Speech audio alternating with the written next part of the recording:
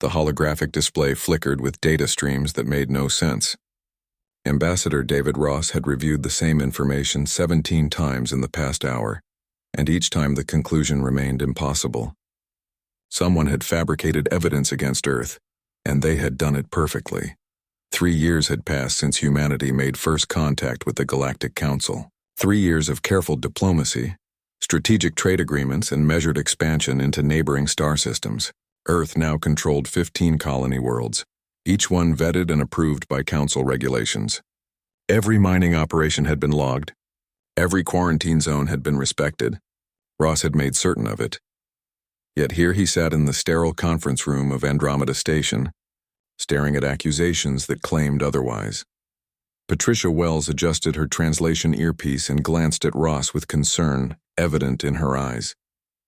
The young woman had served as Earth's primary linguistic specialist since first contact, and she could read the political temperature of any room within seconds. Right now, that temperature was approaching absolute zero. Commander Luis Herrera stood near the door with his arms crossed. The military observer wore his dress uniform, but Ross knew the man would rather be in combat gear. Herrera had warned that this summons felt wrong from the moment it arrived. The Council never demanded immediate attendance. They never used priority channels. They never threatened consequences for delayed responses. All of those protocols had been violated when Chancellor Vorim sent his message 3 days ago. The door opened with a soft hiss. Chancellor Vorim entered first, his forearms moving in gestures that Ross had learned meant displeasure. The Kelthian species had built their reputation on fairness and measured judgment. Vorim himself had been the first alien diplomat Ross met after first contact. They had shared meals. They had discussed philosophy and art. Ross had considered him a friend. That friendship died the moment Vorim refused to meet his eyes. Behind the Chancellor came representatives from 46 other species. The Council chamber could hold thousands, but this meeting was restricted to senior members only. Ross recognized war leader Kryn of the Sithros, his reptilian features twisted into what might have been satisfaction. Beside him floated high-voiced Thesic, the insectoid Harvan whose clicking mandibles created sounds that Patricia's translator struggled to process. Others filed in with more neutral expressions. The six-legged Merenti scholar named Prentice moved slowly, his compound eyes reflecting the room's harsh lighting. Several smaller species clustered together near the back, their body language suggesting discomfort. Vorim activated the central display without preamble. Images appeared showing human mining operations in asteroid fields marked with red warning symbols. Video footage played of Earth vessels crossing into quarantine zones established around biologically sensitive worlds. Documents scrolled past with signatures and authentication codes that appeared legitimate. 3 months ago, Vorim began, his voice carrying the weight of official condemnation. Council monitoring systems detected multiple violations of established territorial agreements. Investigation revealed systematic exploitation of restricted resources by human colonial forces. Ross felt his jaw tighten. He forced himself to remain calm. Chancellor, with respect, Earth has detailed records of every mining operation. All of our sites were approved through proper channels. Your records are fabricated, War Leader Kryn interrupted, his voice a low growl. We have independent verification from multiple sources. Your species has shown its true nature. You smile and speak of cooperation while stealing what belongs to the galactic community. Patricia touched her earpiece. Ambassador, the translation matrices are showing inconsistencies in the metadata stamps on these files. Someone has altered them. Ross gave her the smallest nod. He had suspected as much. The evidence was too perfect, too comprehensive. It would have required years of work to compile if it were genuine. Yet it showed operations from the past 3 months only. Someone had created this entire narrative in a very short time. We demand immediate withdrawal from all 15 colony worlds, Vorim continued. Your fleet will be surrendered to Council authority for inspection and potential dismantling. You have 72 hours to comply. The room fell silent. Ross could hear his own heartbeat in his ears. 72 hours, not weeks for negotiation, not months for investigation. 3 days to abandon everything humanity had built beyond Earth. And if we refuse? Ross asked quietly. High-voiced Thesic's mandibles clicked rapidly. The translator rendered it as laughter. Then the Council will take corrective action. Your species will learn the cost of defiance. Commander Herrera shifted his stance slightly. Ross recognized the motion. The soldier was calculating threat levels and response times. Good. They would need that information soon. Chancellor Vorum, Ross said, forcing his voice to remain diplomatic. Surely you recognize that these accusations require thorough investigation. Earth has been a cooperative member of the galactic community. We have shared our technology, our art, our culture. We have asked for nothing but the opportunity to grow alongside other species. You have asked for nothing because you simply took what you wanted, Vorum replied. His tone carried what sounded like genuine regret. The evidence is undeniable. The Council has voted. 47 species have agreed that humanity must be contained before your violations escalate into greater conflicts. Ross scanned the assembled representatives. Most met his gaze with stern expressions, but several looked away. Prentice the Marenti scholar seemed particularly troubled. 3 other species clustered near him showed similar discomfort. Not unanimous, then. The vote might have been 47 in favor, but some of those votes had been coerced or reluctant. We need time to review this evidence. Ross tried again. 72 hours is insufficient for proper analysis. 72 hours is generous, Kryn snarled. We could have simply acted without warning. Consider yourselves fortunate that the Chancellor convinced us to offer terms. Patricia leaned close to Ross. Sir, I'm picking up encrypted chatter on several channels. Multiple species are communicating privately during this meeting. That's highly irregular. Ross nodded slightly. Something else was happening here beyond the official accusations. This felt orchestrated, rehearsed. The major players knew their lines too well. The Council expects your response within the deadline, Vorum said. You are dismissed to consult with your government. The meeting ended as abruptly as it began. Ross stood slowly, maintaining his composure as the other species filed out. Herrera moved close, his hand resting near the concealed weapon he carried despite diplomatic protocols. They returned to their shuttle in silence. Only when the doors sealed and Patricia activated the security scrambler did they speak freely. It's a trap, Herrera said immediately. They want us defenseless. Once we surrender the fleet and abandon the colonies, we're completely vulnerable. The evidence was manufactured, Patricia added. I need more time to prove it. But the authentication codes don't match Council standard practices from 3 months ago. Someone used outdated encryption. Ross accessed his secure communication link to Earth. The quantum entanglement connection was impossible to intercept or jam. He composed a brief message, knowing that every word would be analyzed by the finest minds on his home world. The trap is sprung. They want us defenseless. Protocol Omega is advised. He transmitted the message and leaned back in his seat. Through the viewport, Andromeda Station gleamed against the backdrop of distant stars. Somewhere behind that station, Council military forces were likely already moving into position. 3 days, 72 hours to either surrender everything or fight for survival. The shuttle engines powered up, carrying them back toward the jump point that would take them to Earth space. Ross closed his eyes and tried to remember the last time he had felt truly safe. It seemed like a lifetime ago. War was coming. The only question now was whether Earth would meet it prepared or defenseless. President Helen Park read the message 3 times before she allowed herself to react. Her hands trembled slightly as she set down the data tablet and looked at the assembled group before her. These men and women represented Earth's greatest strategic minds, and right now every one of them wore expressions that ranged from grim determination to barely contained fury. The war room beneath Geneva had been built during the first contact period.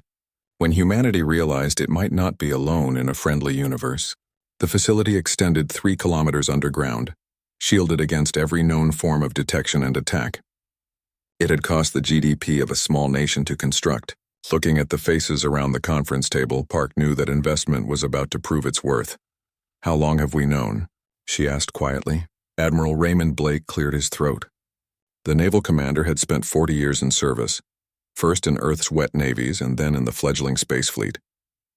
He looked older than his 63 years. 2 years, Madam President. We intercepted the first communication fragments 26 months ago. Park felt her stomach twist. 2 years. While she had been making speeches about galactic cooperation and cultural exchange, her intelligence services had been preparing for war. Show me, she said. Intelligence Director Yuki Tanaka activated the central display. Lines of text appeared, some translated from alien languages, others rendered in human script. The initial intercept came from a Sithros military channel. It was encoded but not well enough. They were discussing human expansion and whether it posed a threat to established power structures. More documents appeared. Communications between Kelthian politicians. Messages from Harvan hive complexes. Each one painted a picture of growing concern about humanity's rapid technological development and colonial spread. At first we thought it was just normal political anxiety, Tanaka continued. New species join the council all the time, and there's always tension during the adjustment period. But then we started seeing coordination.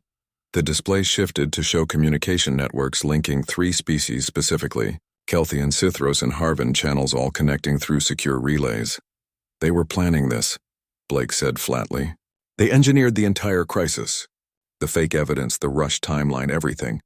They want our colonies and they want our industrial capacity. More importantly, they want to make an example of us to keep other species in line. Park studied the data with growing anger. Why didn't you tell me sooner?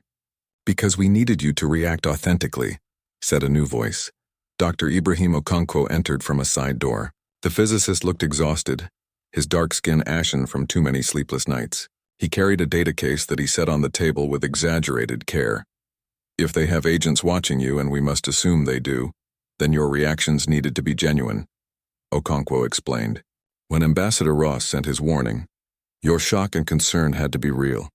Otherwise, they might suspect we were prepared. Prepared how? Park demanded.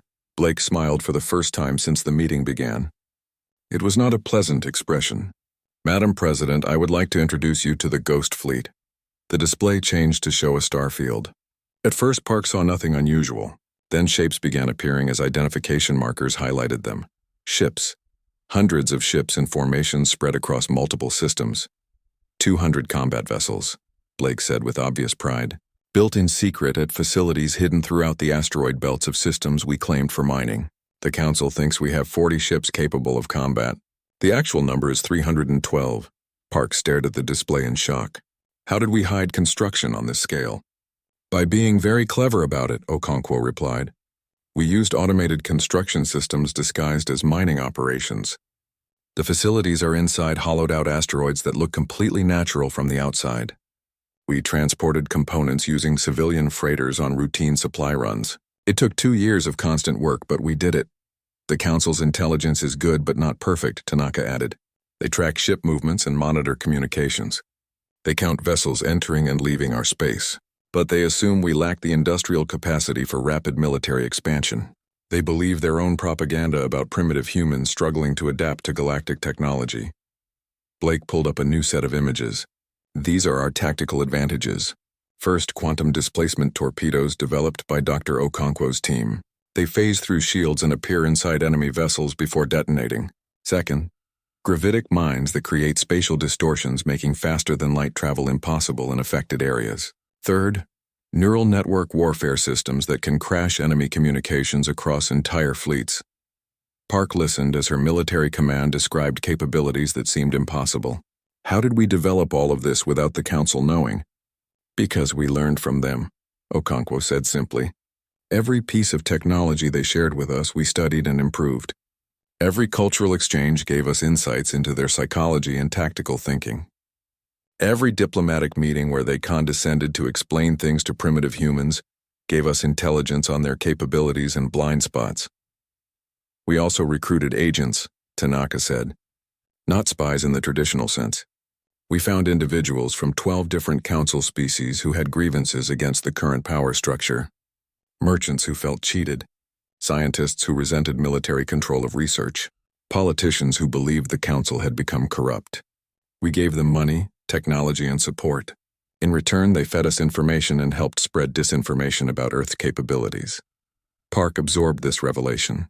Her government had been running a massive covert operation for years without her knowledge. Part of her felt betrayed. Another part felt grimly satisfied. What about our colonies? She asked. The Council will expect us to evacuate. If we don't, they'll attack. Let them try, Blake said coldly. Every colony has been fortified over the past 18 months. Underground bunkers, orbital defense platforms disguised as communication satellites, and rapid response forces hidden in system defense stations. We've also positioned the Ghost Fleet at strategic jump points. Any Council force trying to reach our colonies will find themselves trapped between our defensive positions and our mobile fleets. You deliberately put our colonies near strategic locations, Park realized. Not for resources. For tactical positioning. Correct, Blake confirmed. New Bristol controls access to 3 major trade routes. Port Darwin sits adjacent to a cluster of systems with wealthy but weak defenses. New Lagos is positioned to threaten Sithros supply lines. We chose each location with military strategy in mind. Park stood and walked to the display, studying the tactical map. Her people had been preparing for war while she promoted peace. It felt dishonest, yet she could not deny the necessity. If the Council wanted to destroy humanity, Earth needed every advantage. What are you recommending? She asked. Operation Broken Trust, Blake replied. We don't withdraw. We don't surrender. We strike first with overwhelming force at multiple targets simultaneously. We demonstrate that humanity is too dangerous to threaten, too costly to attack, and too valuable as an ally to destroy. You're talking about war against 47 species, Park said carefully. No, Tanaka corrected. We're talking about war against 3 species who control the Council.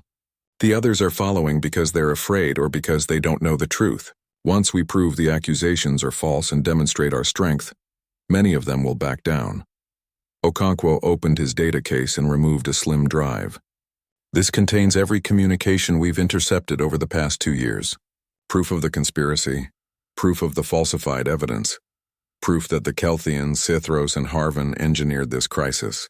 Once we've secured our position militarily, we can release this information and shatter the coalition against us. Park took the drive and held it carefully. This small device contained the potential to reshape galactic politics. It could vindicate Earth or make humanity look paranoid and aggressive. How long until Ross receives his orders? She asked. We can send a coded message within the hour, Blake said. It will appear to be routine diplomatic communication, but will contain embedded instructions. Ross will know to prepare for immediate action. Park looked at each person in the room. They had made these preparations without her knowledge to protect her political position.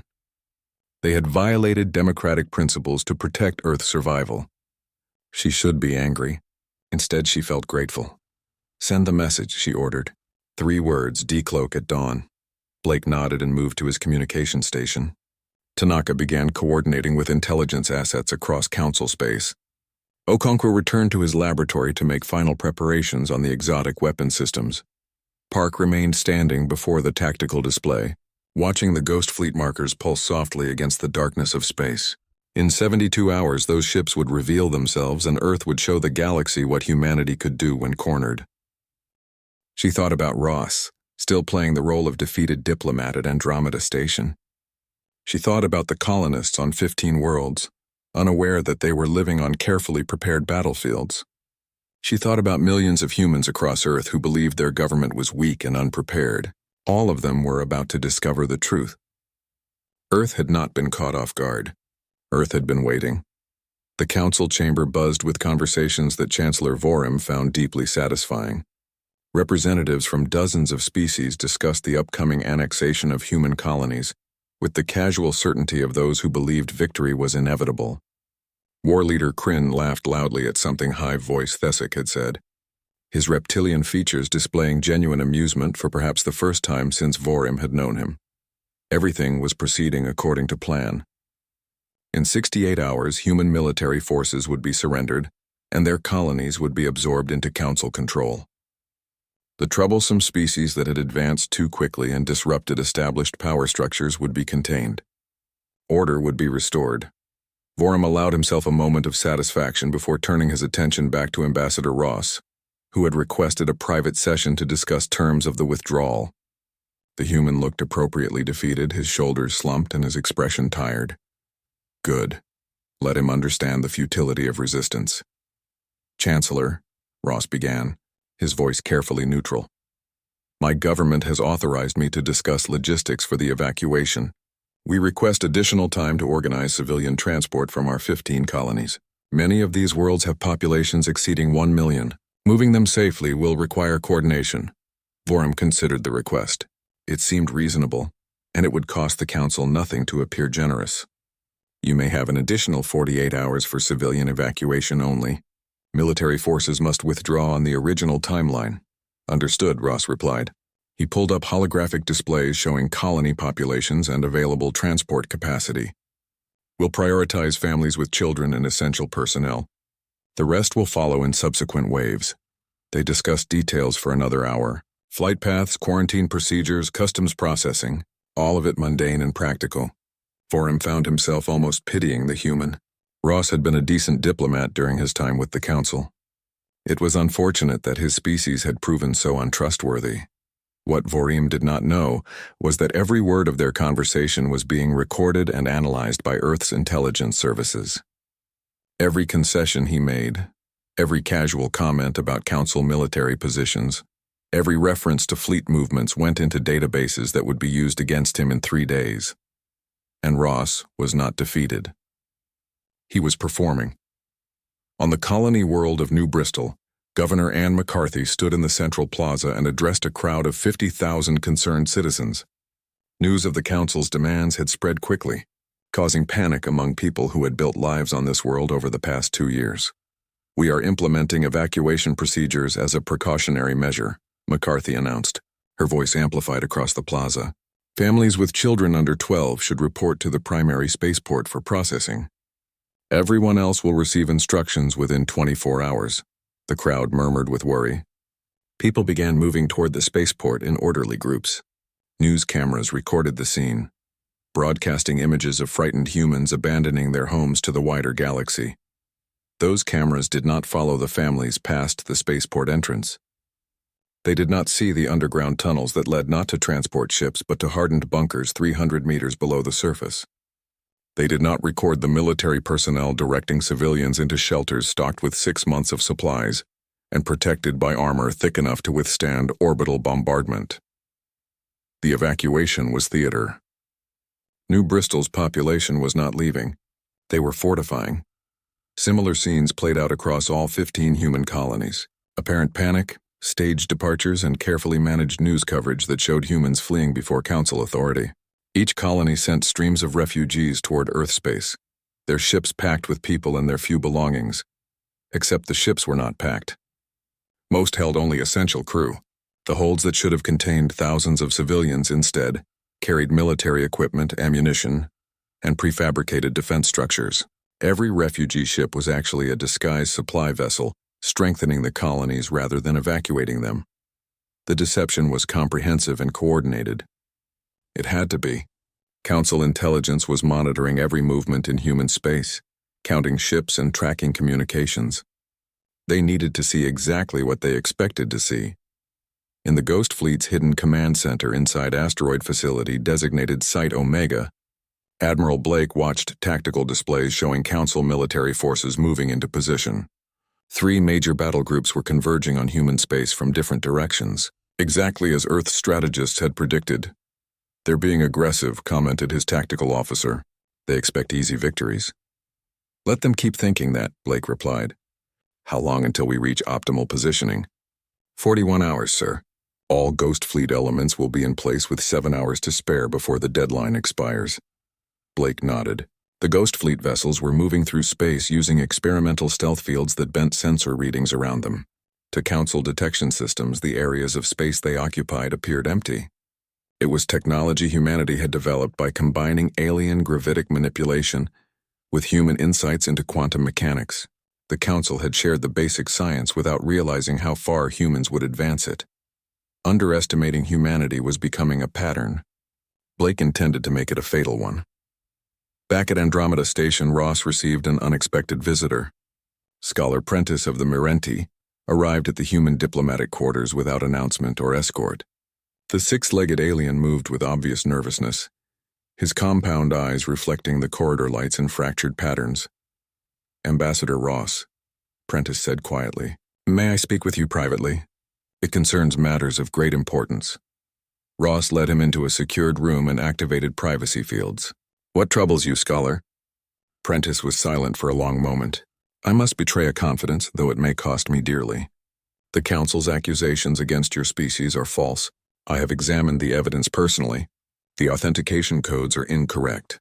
The metadata has been altered. Someone created this crisis deliberately. Ross kept his expression neutral. Why tell me this? Because my people value truth above political convenience, Prentice replied. The Marenti did not vote for this action willingly. We were threatened. Other species faced similar pressure. This is not the will of the Council. It is the will of 3 species who fear your potential. Which 3? Ross asked, though he already knew. Kelthians, Scythros, and Harvan. They have formed an alliance to control Council policy. They see your rapid advancement as a threat to their dominance. They manufactured evidence to justify military action against you. Ross absorbed this information carefully. An internal ally, even one from a small species like the Marenti, could be valuable. Why should I trust you? Because I risk execution by telling you this, Prentice said simply. Dissent against Council decisions is punishable. I am sacrificing my safety to warn you that you face not justice but aggression. How many other species know the truth? Ross asked. 15 at minimum, perhaps more. But they are afraid. The 3 dominant species control military forces far exceeding our own. To oppose them is to invite destruction. Ross made a decision. He accessed his secure communication channel and showed Prentice a single file. It contained intercepted communications proving the conspiracy. We know, Ross said quietly. We have known for 2 years. Prentice's reaction was a physical recoil. Then why did you not present this evidence? Why allow the accusations to proceed? Because we needed to know who our true enemies were, Ross replied. And we needed them to commit fully to their course of action. They have moved their fleets. They have made their intentions clear. Now they cannot retreat without appearing weak. You laid a trap, Prentice realized. You are not unprepared. We are very prepared, Ross confirmed. When the deadline expires, the Council will discover that humanity is not so easily conquered. I tell you this because your people value truth. Stay close to your home system when this begins. Keep your ships away from the conflict zones, and when the fighting ends, remember that we tried to avoid this. Prentice departed looking even more troubled than when he had arrived. Ross felt a brief moment of guilt for using the scholar's conscience to position an ally, but he suppressed it. This was war, and war required difficult choices. The hours ticked down. Council forces continued their approach. Human colonies continued their apparent evacuations. The Ghost Fleet moved silently into position. Intelligence agents across Council space prepared for their final tasks. Earth's exotic weapons were armed and targeted. With 12 hours remaining before the deadline, Ross received his coded message from President Park. 3 words embedded in a routine diplomatic update: decloak at dawn. He allowed himself a smile and began composing Earth's official response to the Council's demands. It would be delivered precisely when the deadline expired. The message was short, only 2 sentences. The first sentence would be diplomatic. The people of Earth respectfully decline the Council's terms and maintain our innocence of all accusations. The second sentence would change everything. We are prepared to defend our rights through whatever means necessary. Those words would be transmitted at the exact moment 312. Warships suddenly appeared across 8 different star systems simultaneously. Ross imagined Vorium's expression when his sensors lit up with impossible targets. He imagined Kryn's rage. He imagined Thessic's confusion, and he smiled. Admiral Raymond Blake had witnessed many significant moments during his military career, but nothing compared to watching 200 warships materialize from quantum stealth across 12 star systems simultaneously. The tactical display before him showed green markers appearing where sensors had detected only empty space moments before. Each marker represented a Ghost Fleet vessel dropping its stealth field and powering up weapon systems. The Council's response was immediate and panicked. Communication channels that Earth's intelligence services had been monitoring erupted with confused chatter. Ship captains reporting impossible contacts, fleet commanders demanding explanations, political leaders screaming for information. Blake allowed himself 10 seconds of satisfaction before issuing his first command. All vessels execute primary strike package. Target military installations only. Avoid civilian infrastructure. Across 8 star systems, human warships opened fire with precision that shocked their targets. Quantum displacement torpedoes phased through supposedly impenetrable shields, and appeared inside Council military stations before detonating. The weapons were surgical, destroying command centers and weapons arrays while leaving habitation sections intact. At Sithros Forward Base 13, a military complex that housed 3,000 personnel, the first human strike disabled the station's reactor within 4 minutes. Emergency power kept life support running, but weapons, shields, and communications went dark. Not a single Sithros soldier died. They simply found themselves floating in a disabled station, helpless and confused. Similar scenarios played out at 19 other military installations. The message was clear and brutal. Earth could have killed everyone. Instead, they chose mercy paired with overwhelming capability.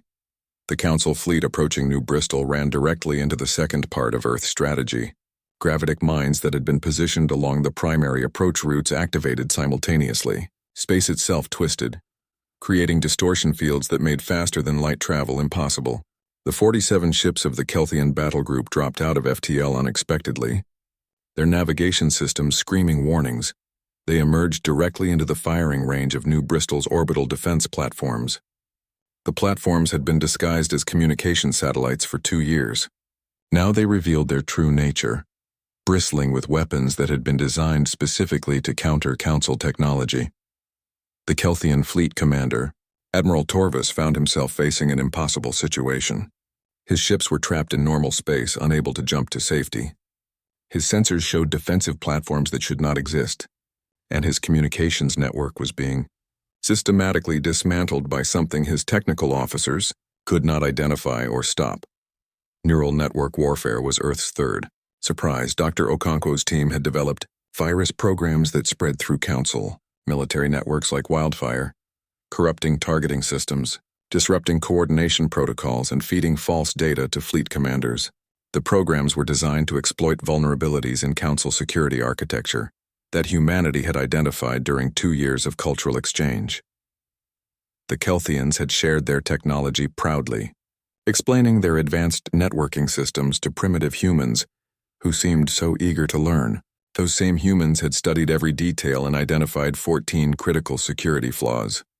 Now those flaws destroyed Council combat effectiveness across multiple systems simultaneously.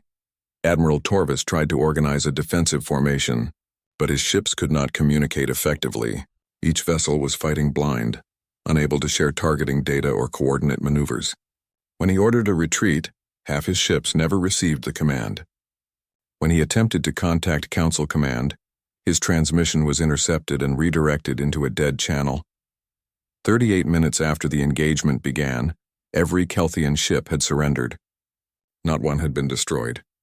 Casualties totaled 17 injured, all from accidents during emergency maneuvers.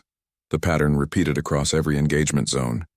Harv and Hive ships found their distributed intelligence networks corrupted by human malware. Sithros hunter-killer packs discovered that their targeting systems had been compromised hours before the fighting began, feeding them false enemy positions. Council forces that had expected easy victories against primitive humans instead found themselves outmatched, outmaneuvered, and systematically dismantled. At Andromeda Station, Chancellor Vorim watched his carefully constructed alliance collapse in real time. The display before him showed red markers indicating disabled facilities, trapped fleets, and compromised communication networks. In 6 hours of fighting, Council military capability had been reduced by 60%. Human forces had suffered 0 casualties. They had destroyed no civilian infrastructure. They had killed fewer than 200 Council personnel across all engagements, and most of those deaths were accidents. The restraint was somehow more terrifying than unlimited violence would have been. It demonstrated capability paired with control. It showed that humanity could have killed millions but chose not to. The message was clear. Earth was being merciful now, but that mercy could be withdrawn at any moment. Ambassador Ross chose that moment to broadcast across all Council channels. His image appeared on screens throughout Council space, from military vessels to civilian stations to government chambers. The Galactic Council was deceived. Ross began, his voice calm and measured. But not by Earth. You were deceived by your own leaders who believed humanity would be easy prey, who thought we would surrender our colonies without resistance, who assumed we lacked the capability to defend ourselves. He paused, letting his words sink in. For 2 years, we have known about the conspiracy against us. We intercepted communications between Kelthian, Sithros, and Harvan leadership planning this crisis. We watched them fabricate evidence. We listened as they convinced or coerced other species into supporting their aggression. The display behind Ross shifted to show documented communications. Encrypted messages between war leader Kryn and Chancellor Vorim discussing how to best exploit human colonies. Hive voice Thesic, coordinating with military commanders on post-invasion resource distribution. Dozens of communications proving the entire crisis was manufactured. We could have revealed this evidence immediately, Ross continued. We could have exposed the conspiracy before it progressed this far, but we chose to let it proceed. We needed to know which species would support aggression against us based on false accusations. We needed our enemies to reveal themselves completely. President Helen Park appeared on screen beside Ross. Earth does not seek war with the Galactic Council. We sought only the opportunity to grow and prosper alongside other species. But we will not surrender to threats based on lies. We will not abandon our people to satisfy the territorial ambitions of species who fear our potential. Park's expression hardened. Today, human forces have demonstrated our capability.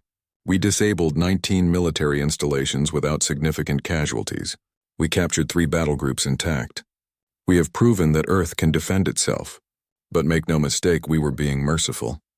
We could have destroyed everything we touched. We chose not to. The broadcast continued with detailed evidence of the conspiracy. Every fabricated document was compared with legitimate records showing the truth. Every falsified timestamp was analyzed and exposed. Every coerced vote was documented with communications showing the threats that accompanied it. The effect across council space was immediate and devastating. Species that had supported the action against Earth based on trust in council leadership now realized they had been manipulated. Governments that had voted for military intervention discovered their intelligence services had been fed false information. And the 15 species that Scholar Prentice had mentioned, those who had known the truth but remained silent out of fear, suddenly found their courage. Knowing that Earth had proven it could defend itself, they felt safe enough to speak openly. The Merenti were first. Scholar Prentice appeared in a broadcast from his homeworld, presenting evidence that matched Earth's documentation. My people were threatened with economic sanctions if we opposed this action. We were told that resistance meant isolation. We allowed lies to proceed because we were afraid. That fear was justified then. It is not justified now. Other species followed. The aquatic Delphians announced they had opposed the intervention from the beginning. The crystalline Chardonites revealed they had detected the falsified evidence months ago, but lacked the courage to challenge council leadership. One by one, the coalition against Earth fractured. Within 8 hours of the first human strike, the political situation had completely reversed. What began as 47 species united against Earth had become 3 species isolated by their own dishonesty, while 20 species actively called for their removal from council leadership positions. Blake monitored the situation from his command ship, Resolute. The military phase was essentially over. Human forces controlled the battlefield completely. Council military capability was shattered. The remaining conflict would be political. Status of enemy forces? He asked his tactical officer. All Kelthian, Sithros, and Harvan military vessels in engagement zones have either surrendered or withdrawn to defensive positions around their home systems. We're detecting communication between Sithros Command and their government. It appears to be an emergency leadership recall.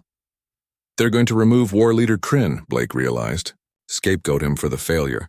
Likely, sir. The Kelthians appear to be doing the same with Chancellor Vorim. The Harvan are more difficult to read, but we're detecting unusual hive communication patterns that suggest internal conflict. Blake nodded slowly. Maintain combat readiness but hold all offensive operations. Let their political systems process what just happened. We've proven our point. 6 hours later, the galaxy received its final shock. The Harvan hive was not a single unified entity, but rather a coalition of sub-hives that maintained unity through constant communication and consensus. That unity shattered under the strain of military defeat and political humiliation. 3 sub-hives announced they were breaking from the primary hive and seeking asylum with Earth. They represented 17% of total Harvan population and controlled significant industrial capacity. Their defection was unprecedented in Harvan history. The war had lasted less than one standard day. Earth had struck with overwhelming force at multiple targets, disabled enemy capabilities with minimal casualties, exposed a conspiracy that shattered political alliances, and triggered internal collapse within one of its primary opponents. Humanity had not just defended itself. Humanity had reshaped galactic politics in 24 hours. The council chamber had never experienced chaos like this. Representatives from 47 species shouted over each other in a dozen different languages, while Chancellor Vorum tried desperately to restore order. His forearms gestured frantically for silence, but nobody paid attention. The carefully maintained dignity that had defined council proceedings for centuries had evaporated in a single day. Ambassador David Ross stood quietly at the human delegation's position and watched the spectacle with grim satisfaction. This was what happened when institutions built on trust discovered they had been corrupted from within. The fractures had always existed beneath the surface. Earth's counterattack had simply brought them into the open. War leader Kryn of the Sithros attempted to speak, his voice a harsh growl that cut through the noise. The human attack was unprovoked aggression against legitimate council authority. We should be discussing military response, not questioning our own leadership. That statement triggered an explosion of anger from the smaller species. The aquatic Delphian representative practically leaped from her water-filled diplomatic pod. Unprovoked? You fabricated evidence against them. You threatened my people with sanctions when we questioned the accusations. You turned the council into a weapon for your territorial ambitions. High-voiced Thesic of the Harvan tried to defend their actions, but his position was complicated by the fact that 3 subhives had already defected to seek human protection. The fractures within Harvan society were playing out in real time as different subhives transmitted conflicting messages to their representative. Scholar Prentice of the Merenti slowly made his way to the central podium. His 6-legged gait was deliberate and careful, and something in his manner commanded attention. The chamber gradually quieted as species recognized one of the council's most respected scholars. I must make a formal accusation, Prentice began, his voice carrying despite its soft tone. Chancellor Vorum of the Kelthians, war leader Kryn of the Sithros, and high-voiced Thesic of the Harvan, I accuse you of conspiracy to commit war crimes. I accuse you of falsifying evidence to justify military aggression. I accuse you of threatening and coercing council members to support your illegal actions. The chamber fell completely silent.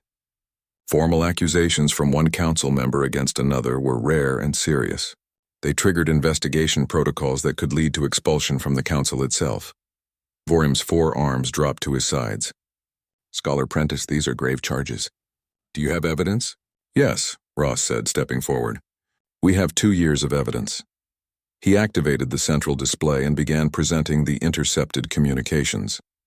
Each document was analyzed in detail, showing not just the content but the authentication codes, transmission paths, and verification signatures. There was no room for doubt. The conspiracy was documented thoroughly. Species representatives watched with expressions ranging from horror to anger to grim vindication. Those who had suspected something wrong felt validated. Those who had trusted council leadership felt betrayed. And the 3 conspirator species found themselves completely isolated. This proves nothing, Kryn snarled. Humans are technologically sophisticated. They could have fabricated these communications. Could we also fabricate your military deployments? Ross asked calmly. Could we fabricate the fact that your forces were moving into position 3 days before the deadline expired? Could we fabricate the orders your fleet commanders received to prepare for invasion, rather than peacekeeping? He pulled up tactical data showing council military movements over the past week. The patterns were clear. This had never been about enforcing withdrawal from colonies. This had been about invasion and occupation. Furthermore, Ross continued, we have testimony from 15 species who were threatened or coerced into supporting this action. Scholar Prentice is only the first to speak publicly. I suspect others will follow now that it's safe to do so. He was correct. Over the next hour, representatives from 14 other species came forward with their own stories. Economic threats, military intimidation, political pressure. The 3 dominant species had used every tool at their disposal to manufacture a consensus that never truly existed. President Helen Park appeared via holographic projection, addressing the council directly from Earth. We do not seek punishment for those who were coerced. We understand that smaller species face difficult choices when threatened by more powerful neighbors. But we cannot and will not accept the continued leadership of those who engineered this crisis. She paused, letting her words resonate. Earth offers the following terms. First, the immediate resignation of Chancellor Vorim, War Leader Kryn, and High Voice Thesic from all council positions. Second, complete military disarmament of Kelthian, Sithrus, and Harvan forces to defensive-only capability. Third, reparations to Earth for the costs of this conflict. Fourth, establishment of a reformed council structure with stronger safeguards against abuse of power. And if we refuse? Vorim asked quietly. Then we continue dismantling your military capabilities until you no longer have the option to refuse, Park replied without hesitation. Earth has 312 combat vessels positioned throughout this region of space. Your combined forces are scattered, demoralized, and technologically outmatched. We can destroy everything you have rebuilt over centuries. We prefer not to, but we absolutely will if you force our hand. The chamber erupted again in debate. The Kelthians, Sithros, and Harvan representatives attempted to rally support, but they found none. Species that might have supported them out of solidarity or shared interests instead recognized that associating with the conspirators meant making themselves targets for human retaliation. Vorim made one final attempt to salvage the situation. If we accept these terms, what guarantee do we have that Earth will not simply continue expanding and threatening other species? You have proven yourselves ruthless and calculating. Why should we trust you? Ross smiled coldly. You shouldn't trust us, Chancellor, just as we no longer trust you. But unlike you, we have been honest about our capabilities and intentions. We told you we wanted peaceful coexistence. You chose to interpret that as weakness. We told you we would defend ourselves. You chose to ignore that warning. Now you face the consequences of your own miscalculations. He gestured to the tactical display still showing the distribution of human military forces. Earth could have destroyed everything we touched in the past day. We disabled 19 military installations with fewer than 200 casualties. We captured 3 battle groups without destroying a single ship. We demonstrated restraint even while overwhelming you. That restraint is the guarantee you seek. We are not interested in conquest. We are interested in security. He gestured to the tactical display still showing the distribution of human military forces. Earth could have destroyed everything we touched in the past day. We disabled 19 military installations with fewer than 200 casualties. We captured 3 battle groups without destroying a single ship. We demonstrated restraint even while overwhelming you. That restraint is the guarantee you seek. We are not interested in conquest. We are interested in security. The debate continued for hours. Eventually, the political reality became unavoidable. The 3 conspirator species had lost. They lacked military strength to resist. They lacked political support to negotiate. Their only options were acceptance of Earth's terms or complete destruction of their military capabilities. Then came the moment that ensured there would be no last-minute resistance. News arrived that elements of the Kelthian government had recalled Vorim and were issuing a formal apology to Earth. The Sithros military command had placed Kryn under arrest for unauthorized military deployment, and the Harvan primary hive had disavowed Thesic and accepted the defection of the 3 subhives as an internal political matter. The 3 species had decided to sacrifice their representatives rather than face continued conflict with humanity. The lesson was harsh but effective. Personal ambition had led to personal ruin. Scholar Prentice approached Ross as the session finally ended. You knew this would happen. You planned for their own governments to turn against them. We planned for every contingency, Ross admitted, including the possibility that rational self-interest would overcome loyalty to failed leaders. Vorim, Kryn, and Thesic gambled that they could eliminate Earth as a threat before their own people realized what they had done. They lost that gamble. What happens now? Prentice asked. Now we rebuild, Ross replied. The old council structure failed. It concentrated too much power in too few hands and lacked mechanisms to prevent abuse. The reformed council that President Park proposed will address those flaws. Smaller species will have greater representation, military actions will require broader consensus, and Earth will serve as a check against future conspiracies. Some will see that as Earth imposing its will on the galaxy, Prentice observed. Some will, Ross agreed. But those same species will also recognize that we could have imposed far worse. We could have demanded tribute, territory, or vassalage. Instead, we're asking only for honest governance and mutual security. That's a better deal than most conquerors offer. The following day brought the final shock that ensured no species would risk defying the new order. Chancellor Vorum, in a desperate attempt to demonstrate continued Kelthian strength, ordered a surprise attack on the human colony of New Bristol. It was meant to be a symbolic strike, a way of showing that the Kelthians still had teeth. The attack was anticipated 12 hours before it launched. Earth's intelligence network had penetrated so deeply into Kelthian military communications that Admiral Blake knew about the orders before some of the Kelthian ship captains did. The assault fleet was intercepted, surrounded, and captured without firing a shot. Vorum's own government immediately surrendered him to Earth for trial. The message was clear to every species in the galaxy. Defying Earth did not just mean military defeat. It meant your own people would turn against you to avoid collective punishment. The war was over. The political revolution had just begun. 3 months had passed since the conflict that changed galactic politics forever. Ambassador David Ross walked through the rebuilt sections of Andromeda Station, alongside Scholar Prentice, observing the construction crews working to expand facilities that would house the new cooperative alliance. The old council structure had been formally dissolved 6 weeks ago, replaced by a government that 41 species had agreed to join. 6 species had declined membership. The Kelthians, Sithros, and Harvan remnant were barred from joining until they completed 10 years of supervised rehabilitation. 3 others chose isolation over participation. Ross respected their choice, though he suspected they would eventually recognize the benefits of alliance membership. "It still feels strange walking past your flag hanging beside ours," Prentice commented, gesturing to the main promenade where flags from 41 species flew in neat rows. Earth's blue and white banner occupied no special position, simply one among many.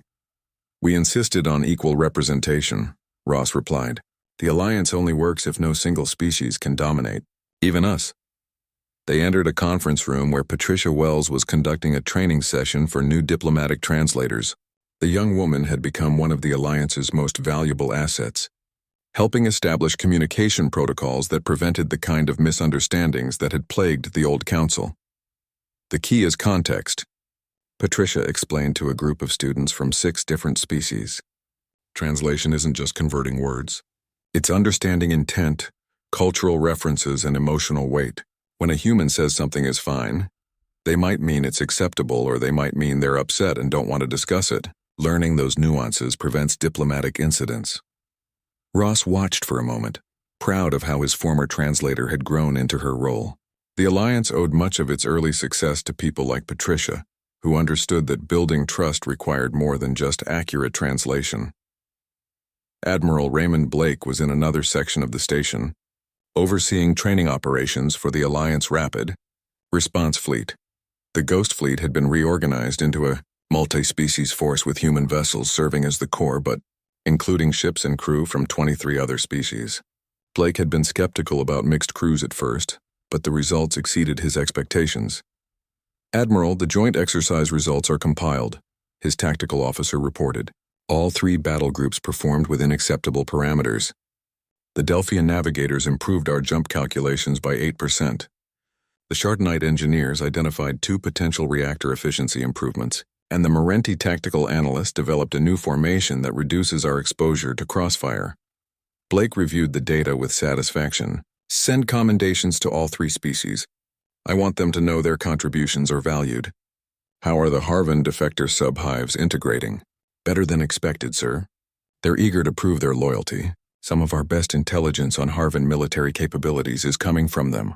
They're also sharing manufacturing techniques that could improve our production efficiency." The defector subhives had settled on 3 human colonies, establishing communities that blended Harvan social structures with human governance. The cultural exchange was fascinating. Humans learned about distributed intelligence networks while Harvan learned about individual autonomy. Both species benefited. President Helen Park addressed the Alliance Assembly from Earth. Her image transmitted across 41 homeworlds simultaneously. 3 months ago, we faced the possibility of extinction. Today we are building something that has never existed in this galaxy. A true cooperative government where strength is measured not by domination, but by contribution. She paused, choosing her words carefully. I will not pretend that Earth's rise to prominence came without cost. We demonstrated military capability that frightened many species. We revealed a capacity for strategic planning that some find disturbing. We forced political changes that not everyone welcomed. But we did these things because the alternative was accepting subjugation based on lies. The camera showed representatives from dozens of species listening intently. Some faces showed agreement. Others revealed lingering distrust. All of them paid attention. The alliance is not perfect, Park continued. It is built on recent trauma and maintained by species with different interests and perspectives. There will be disagreements. There will be conflicts of interest. There will be moments when our unity is tested. But I believe that diversity of thought makes us stronger, not weaker. The old council failed because it concentrated power and discouraged dissent. The alliance succeeds because it distributes power and encourages debate. She gestured to a display showing alliance projects. In 3 months, we have established joint scientific research facilities on 12 worlds. We have created trade networks that benefit 37 species equally. We have developed security protocols that protect all members without requiring large standing militaries. We have built communication systems that prevent the kind of conspiracy that nearly destroyed Earth. The speech concluded with a commitment that Park had made several times, but felt necessary to repeat. Earth will not abuse its position. We maintain military superiority not to threaten others, but to ensure no species ever again faces the choice between submission and destruction. Our fleet serves the Alliance, not human interests. Our technology is shared with all members. Our goal is not to rule, but to participate as equals in something greater than any single species could achieve alone. Ross watched the speech from the station's observation deck. Prentice joined him, and they stood in companionable silence looking at the stars. Do you think they believe her? Prentice asked eventually. Do you think they believe her? Prentice asked eventually. Some do. Some don't. Some are waiting to see if our actions match our words, Ross replied honestly. Trust isn't built through speeches. It's built through consistent behavior over time. Your people destroyed the old order in a single day, Prentice observed. Building the new one will take years. Decades, Ross corrected. Maybe generations. But it's worth the effort. They watched as a transport ship departed from the station, carrying a joint expedition to explore an uncharted sector. The crew included humans, Merenti, Delphians, Shardnites, and even a few Kelthian volunteers, whose government had approved their participation as a gesture of reconciliation. I participated in the conspiracy, you know, Prentice said quietly. Not actively, but through silence. I knew the accusations against Earth were false and said nothing until it was convenient for me. I am not innocent in what happened. Ross considered his response carefully. None of us are innocent. Earth could have revealed the conspiracy earlier, but chose to let it proceed for strategic advantage. We gambled with lives, including our own people in the colonies. We manipulated galactic politics for our benefit. We demonstrated exactly the kind of ruthless calculation that makes others fear us. Yet you speak of cooperation and trust, Prentice said. Because the alternative is endless conflict, Ross replied. Yes, we were ruthless when necessary. Yes, we will be ruthless again if threatened. But we're also capable of cooperation, creativity, and compassion. Humans are complicated. We contain multitudes. That complexity is our strength. He turned to face Prentice directly. You asked if others believe President Park's promises. Here's a better question, do you? Prentice was silent for a long moment. I want to, and that desire pushes me to act in ways that make those promises more likely to come true. Perhaps that is enough. Perhaps it is, Ross agreed. Dr. Ibrahim Okonkwo had returned to Earth but maintained contact with Alliance scientific programs. His exotic weapons division had been retooled exactly as he had promised, focusing on exploration technology rather than military applications. The same quantum displacement principles that made torpedoes phase through shields now allowed probes to gather data from inside stellar coronas. The gravitic manipulation that created FTL-blocking mines now powered deep space telescopes that could image planetary systems from light years away. We're receiving applications from students across 30 species, Okonkwo reported during a conference call with Park. Everyone wants to study at the new joint research facility. We're going to have to expand capacity. Do it, Park approved. Education builds connections that politics alone cannot create. If young Kelthians and Scythros study alongside young humans, the next generation might not inherit our conflicts. Commander Luis Herrera had been promoted to general and given command of Alliance Military Academy programs. His job was to train officers from multiple species in combined tactics while instilling shared values.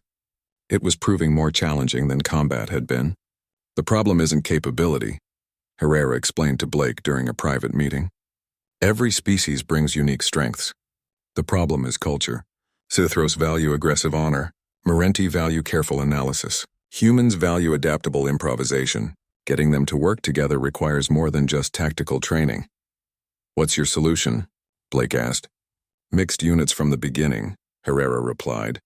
Don't let them train in species-segregated groups. Force them to cooperate on day one. Make their success dependent on understanding each other. Some will fail, but those who succeed will be exactly the kind of officers the Alliance needs. The approach was controversial but effective. Graduation rates from the new academy were low, but graduates received posting offers from every Alliance member species. They represented something new, a generation of military leaders who thought in terms of cooperation rather than competition. 6 months after the conflict, Chancellor Vorim stood trial before an Alliance tribunal. He faced charges of conspiracy, falsification of evidence, and attempted genocide. The trial was broadcast across Alliance space as an example of accountability, Ross testified, providing evidence of the intercepted communications. He did so without anger or personal animosity, simply presenting facts. Vorim sat quietly throughout, his forearms folded, his expression unreadable. When given the opportunity to speak in his own defense, Vorim surprised everyone. I believed I was protecting my people, he said quietly. Humanity advanced too quickly. You developed technology in years that took us centuries. You expanded into space with a hunger that frightened us. We saw you as a threat that needed to be contained before you became uncontrollable. He paused, choosing his words with obvious care. I was wrong. Not about your potential threat. You have proven yourselves exactly as dangerous as I feared, but I was wrong about the solution. Attempting to crush you through deception only proved that we were the threat to galactic stability. Not you. I accept responsibility for my actions and for the consequences that befell my people. The tribunal convicted him on all charges. The sentence was exile rather than execution, with Vorim confined to a colony world where he would spend the rest of his life. It was mercy he had not extended to humanity when planning his conspiracy. 1 year after the conflict, Ambassador Ross stood on the observation deck of Andromeda Station and watched a newly constructed exploration vessel prepare for departure. The ship carried a crew of 40 representing 11 species. Their mission was to chart systems beyond Alliance space and make contact with civilizations that had not yet joined the galactic community. Patricia Wells joined him, looking older than her years. The responsibility of building Alliance diplomatic protocols had aged her quickly. Do you think we made the right choice? She asked. Forcing this change on the galaxy. We didn't force anything, Ross replied. We simply refused to be victims.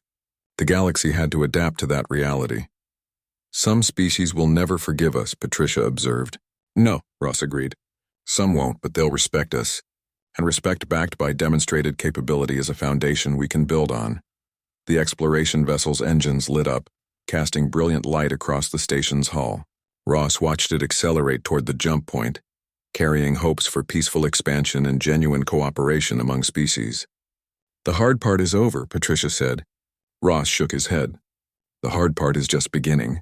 We proved we could fight. Now we have to prove we can build something worth fighting for. The vessel jumped, vanishing in a flash of displaced light. Behind it, the Alliance continued its work of transforming galactic civilization from a hierarchy built on threat into a community built on mutual benefit. It would take generations to know if they succeeded. But for the first time in galactic history, humanity had given diverse species a reason to hope that cooperation might actually work. And that, Ross reflected, was worth everything they had sacrificed to achieve it.